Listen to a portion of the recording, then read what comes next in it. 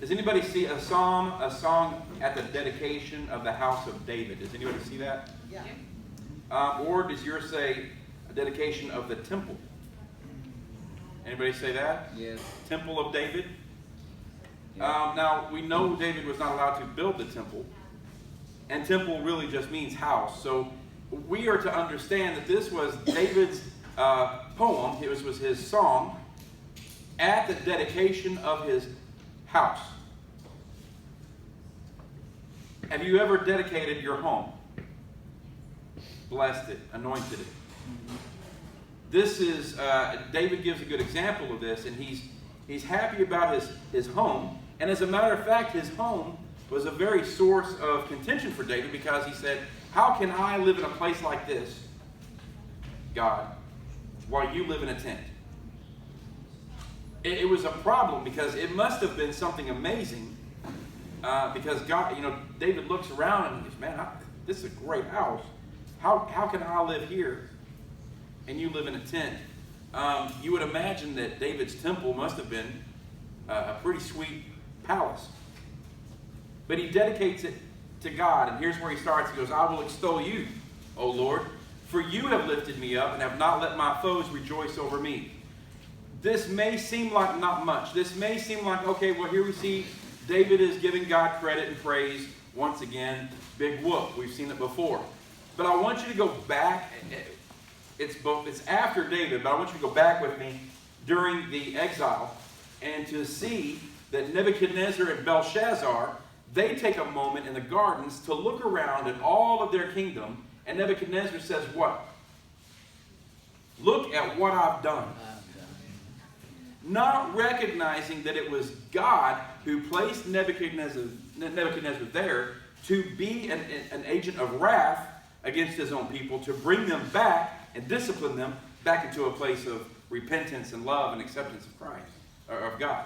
And so we see that Nebuchadnezzar, without recognizing that it was Jehovah God who placed me here, looks at his kingdom and says, look at all that I have made. Belshazzar says the same thing, but Nebuchadnezzar, he got really lucky, because he was allowed to live like a cow for several years. In fact, even his body began to change. He grew weird hair, instead like feathers, but his talons would grow, and he would eat grass. He said, it was kind of God's way of saying, oh, you really think you're something? Well, let me show you. I'm going to make you eat grass like a beast of the field. And so David is very careful not to fall into this trap. And I think it's interesting, because Israel as a nation could have chosen any emblem they wanted to for their flag. They could have chosen a menorah. They could have chosen all different kinds of symbols. But what did they choose to represent them as a nation? The Star of David. They identify themselves with David. And it's very interesting to me to see that David, if any man had the right to have the big head, it was David. In fact, they still view him as king. And here is David saying, it is not on me. I had nothing to do with this. This home that I'm about to dedicate to you is simply because you have lifted me up and have not let my foes rejoice over me. We know that the foes that David experienced were many. He had to deal with Saul. He had to deal with his own son trying to take over the kingdom. He had to deal with people back-talking and backstabbing. But for us, I think that for us sometimes, have you ever looked at your job and just went, "Urgh"? When the truth is, sometimes we need to look at it and go, God has placed you in a good place. God has lifted you up. It may not seem like much, but I think, again, it comes to perspective. When my perspective is proper, when my perspective is changed, I realize that most of the world does not have clean drinking water. Brother Robert's about to experience this. And I realize how blessed I truly am. I want to gripe because somebody at my job's a pain. There are people that have no drinking water. No roof over their head, nothing in their refrigerator, no refrigerator. How blessed are we? And I'll give you a great example of perspective. While we were in Yellowstone, it was 102 degrees on day one. I was under the impression it was like 73 was the high there. We prayed for good weather and no rain. Thank you, Lord. Maybe a little rain. And we decided to do a hike that was straight up. We thought we were goats in the middle of 102 weather. But close to the last bit of our trip, we woke up early one morning, and I told everybody, I said, we got a lot of stuff to catch up, so everybody needs to be up and ready to go at 6 a.m. You should have seen the eyeballs. But we got up really early, and we went to Grand Prismatic Spring. Has anybody ever heard of it or seen it? Okay, it's a spring, so there's these geysers and hot pools everywhere. But the Grand Prismatic, it looks like a rainbow. And you look at these blues and greens and all these different colors, and it's not the water. The water's clear. The color you're seeing are bacteria, thermophiles, that live in there, and they live in certain temperatures. And so at the Grand Prismatic Spring, the different temperatures keep different kinds of thermophiles. And these are yellow, and these are red, and these are purple, and these are blue. And it makes a rainbow because of the different colors. So we get there, and it's 50 degrees. First time we've ever experienced that. Everybody's like, I'm freezing. I'm in like a tank top. I'm going to enjoy it. But we get to the Grand Prismatic Spring, and we're looking at it eye level. And it's 50 degrees, and this fog, this steam is blowing out of it. And you can't even see it. I can see a bunch of steam, and I can see sunlight coming through the steam, and what's amazing is I can see in the steam a rainbow. I can tell the color of the pond because of the sun coming through the steam, but I can't see it. So I'm like, okay, cool, Grand Prismatic. This is what all the books are, okay, whoop-de-doo. So then we went on a hike, and on this hike it has the Grand Prismatic overlook. But we're heading to Fairy Falls. We go and we get separated. Some people went way farther than they had to. Love you, babe. Stay with the captain. So we're coming back. They're exhausted. They're tired. They're gripey. And there's a little cutoff that says Grand Prismatic Overlook. And we literally, there's a woman, and I said, hey, how far is the Grand Prismatic Overlook? And she goes, oh, it's like 2 miles. Straight up. Well, I'm not going to come this close to Yellowstone and not see it. So I'm going. And me and Derek were the only two in our entire crew that were going to make the hike. And I don't know if you know this by looking at me, but I'm not much of a hiker. You want to have a wing eating contest? I'm your guy. But I decided I'm not coming this far to not do it. So we're looking, and I said, it can't be 2 miles. It's right there. I see it. So Yolanda says, I'm going to. We're going to make it work. Ends up, it was only like 200 yards. 2 miles. What was this woman talking about? But we get up to the very tip top, and we look down, and now my perspective is different. And it is grand. See, I couldn't see it because I was too close. My perspective was wrong. But when I got to the perspective where I could see the whole thing, kind of the way God sees things. I can't see it because I'm too close to it. It stinks. It's hot. I don't know what's going on. I see evidence. I see glimmers. I can see part of a rainbow, but it doesn't mean a whole lot to me. I don't understand it. I can't comprehend it. But when I can get away from it and look down on it, then I see it. I see it the way he sees it. And so he says, I will extol you, O Lord, because I've got the right perspective. I could have looked at this and thought about how mean Saul is, and I could have gotten mad, but I kept perspective in mind. That's one thing about David that I see was perspective. He always knew where his source of strength was. Even as a little boy fighting Goliath, he knew. I don't understand how he knew it. Spiritually, he was way more mature than I am as a young boy. To go against a Goliath? Would a 47-year-old me do that? I doubt it. I'll just be honest with you. I doubt it. You want me to go fight a 9-foot giant, I hate to say it, but I probably would have been one of the other Hebrews. And here goes David running toward him. I don't understand that. But it would have been very easy for David to say, look what I did. As a matter of fact, the people sang songs that Saul has killed his thousands, but David, his 10,000. David very easily could have lost perspective and thought that this was on him. But David said, none of this is me. You have lifted me up and have not let my foes rejoice over me. Well, today, who is your foes?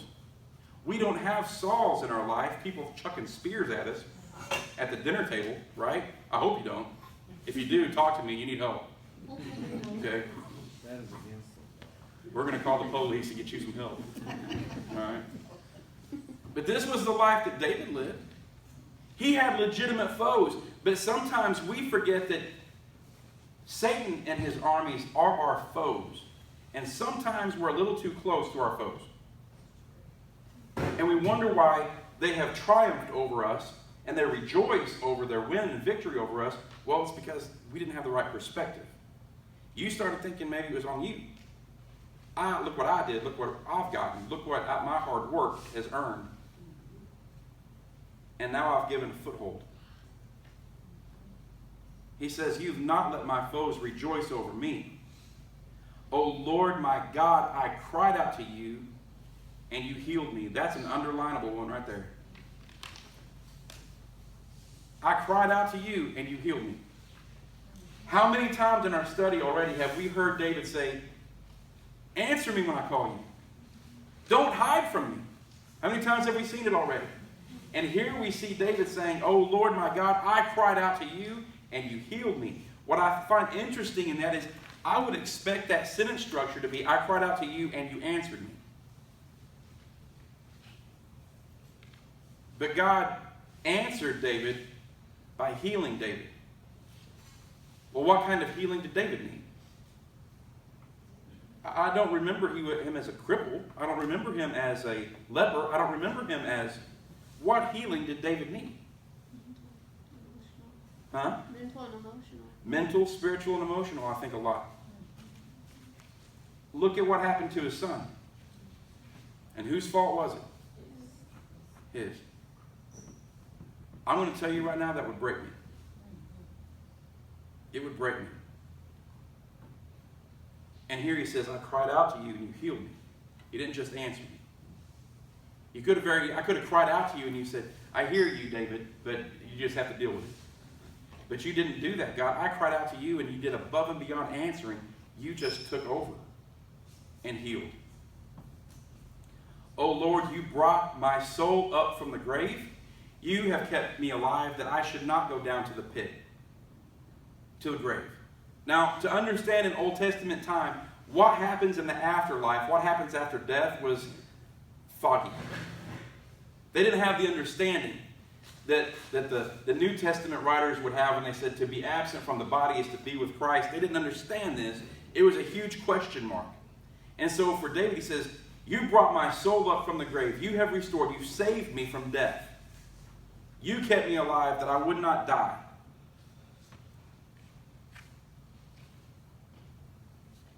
I think that it's for us as a New Testament church, we can see a deeper meaning to this. You literally brought my soul up from the grave.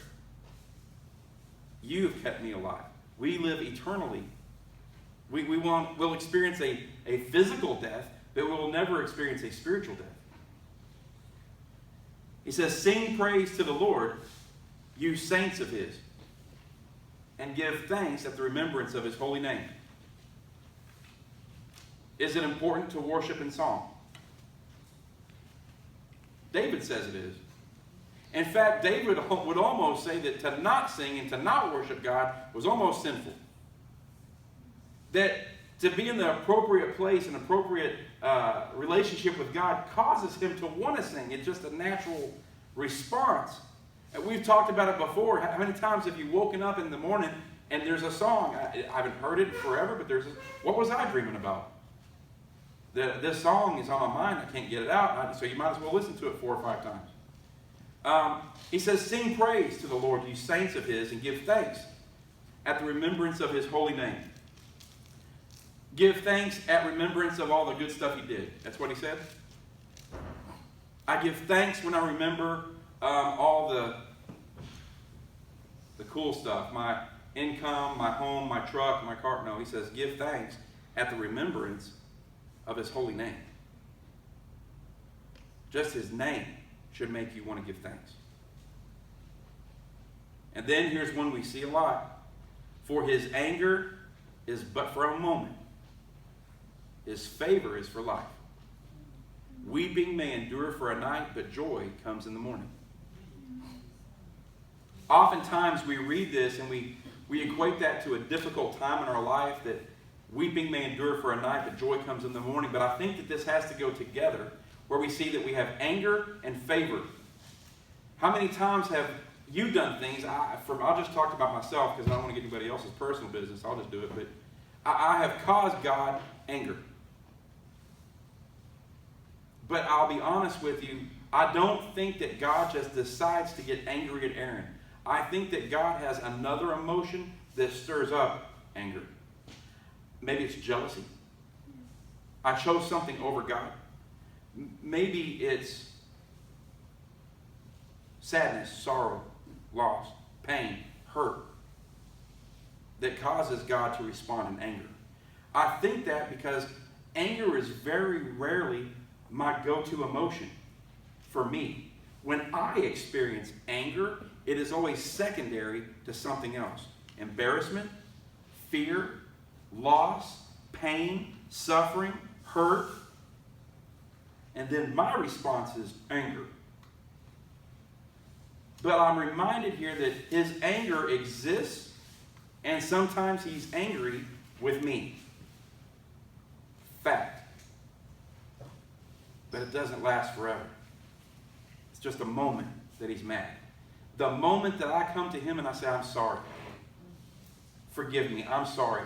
I don't want to be that way anymore. Change who I am. Make me like you. I want to follow your ways and not my own. When I come to God that way, then he says, that was what my anger was for, was to bring you to this place. So that you would enjoy my favor for life. Anger for a moment. Joy for life. Now, have you ever been, anybody who have kids, you ever been angry with your kids? Never? Never been angry? Kids, have you ever experienced your parents' anger? Now, we got Eileen here. Eileen, did you ever have to get angry with any of your wonderful, beautiful daughters? Sometimes. Surely not. They didn't care. But you didn't stay angry. No. As a matter of fact, I was here yesterday. For those of you who got to come and experience her birthday party, I think it was pretty much everybody in here. I didn't see any anger yesterday, did you? What I did see was joy. 90 years worth. There were moments where Miss Eileen was probably angry, but it was for a moment. But chose to live a life of joy, and we got to experience that together yesterday. I think that this is what God is saying, is what David is saying, is that God's anger, it's true and it's hot, but it's not anger just to be angry. It's anger to discipline you back to the cross, back to a place of repentance, so that he can establish joy and peace and love with you, because that's what he wants to live in with you. For life. Not stay angry forever. Weeping may endure for a night, but joy comes in the morning. Is joy the same thing as happiness? I think sometimes we think that weeping may endure for a night, but joy comes in the morning. What a wonderful song. That when I wake up, my problem won't be there anymore. Your problem's still there, but I can have peace and joy about it. Yes, it caused me problems last night, yesterday, I was thinking, but today, I got a new mind, a new way to look at this, a new perspective. I'm going to go in it with a mission. And if it doesn't work today, then we'll go through it. Weeping may endure for a night. We got another morning. Let's do it tomorrow morning. We're going to keep working on this. Now, in my prosperity, I said, I shall never be moved. This is David saying, I could have made the mistake. In my prosperity, I could have said, I'm not going to be moved. I am a mountain to myself. But Lord, by your favor, you have made my mountain stand strong. You were the source of my strength. And when you hid your face and I was troubled. If David was so mighty and a mountain unto himself, why would he care if God were to hide his face? He's saying, when you hide your face from me, it troubles me. Because I know you are my source of strength. You are my mountain. You are my provision. And so when I can't feel you, I can't hear you, I can't see you, it troubles me. Now, did God truly hide his face from David? No. But do you feel sometimes like God is hiding his face from you? This is why I think Numbers chapter 6, when the Aaronic blessing says, may his countenance shine upon you. We want to be under the watchful eye of God. We want God to watch us and see us. But David at times must have felt like he must have been miles away. I think of David having Samuel anoint him and speak these things over him, but yet he sees Saul throwing spears at him and hunting him down. And how could this be possible? God, did you not say? Why am I hiding in caves? This was not the plan. It must have appeared, it must have felt like God had been a million miles away from David. And when it was, he was troubled. He said, I cried out to you, O Lord, and to the Lord I made supplication. He says, what profit is there in my blood when I go down to the pit? Will the dust praise you? Will it declare your truth? Hear, O Lord, and have mercy on me. Lord, be my helper. In other words, so David's going back to that, if I were to die, I can't praise you anymore, is what David's way of thinking is. Because again, Old Testament, they had a very foggy view of what happens in the afterlife. He's saying, while I'm alive, with everything I have within me, keep me and restore me and give me prosperity. Because while I'm alive, I will speak and praise and sing your glory.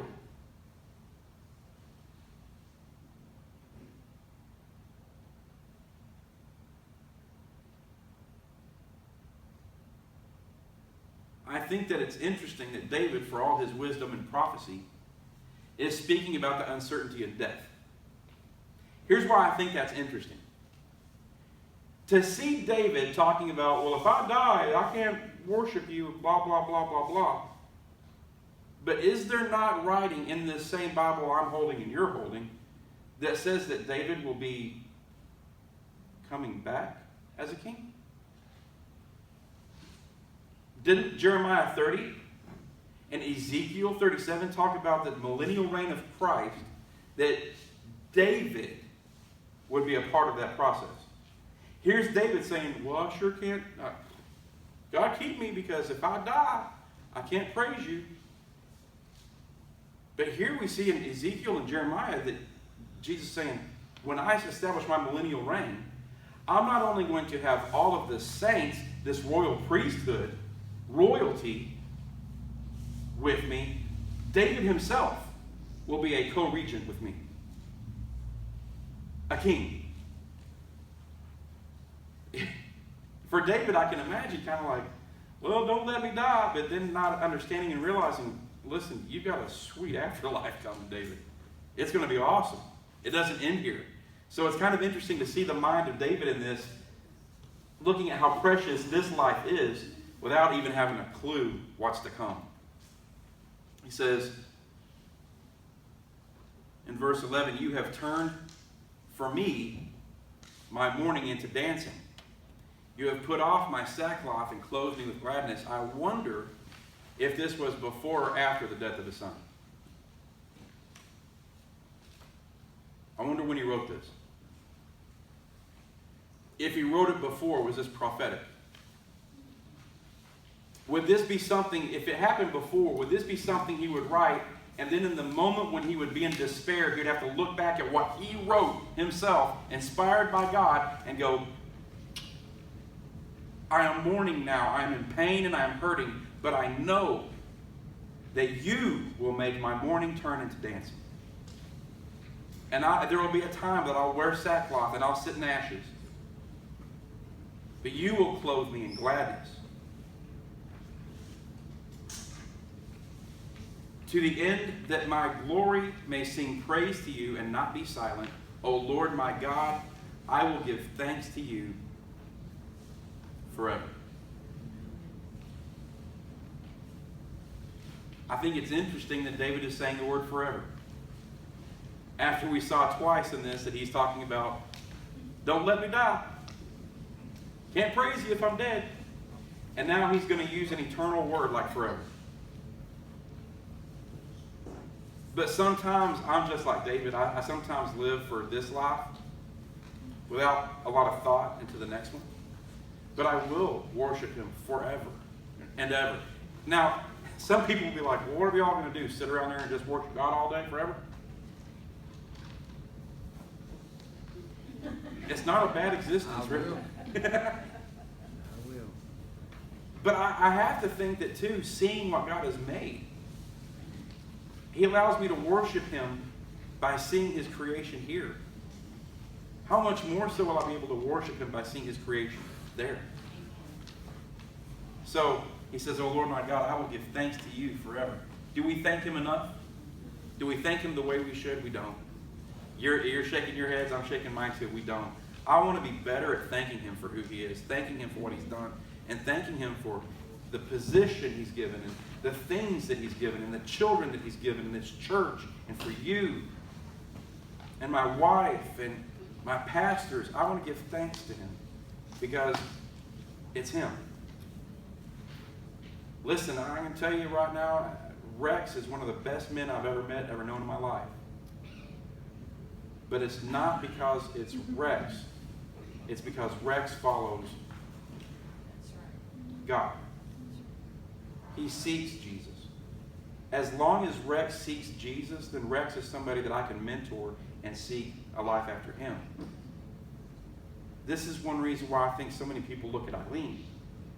Eileen's a human, just like the rest of us. But she's a seeker. And I want to be a seeker. And so I'll just encourage all of us this week as we go to make a special attempt, not just to make our morning prayers like we usually do, not just to make our nightly prayers like we usually do, not just to go through our day and say, oh, Lord, bless Robert and be with him. It's another request. I want to come to God this week. Will you all challenge me just with that this week, really for the rest of our life, but I really need to focus this week. Sometimes you have to develop a habit. And this week I want to develop a habit of thanks. I know we tend to think about Thanksgiving, we think about November, but we should do it every day. Let's start this week. I really want to thank you more. And stop missing the wonderful things that you've done. Yeah, it's easy to come home.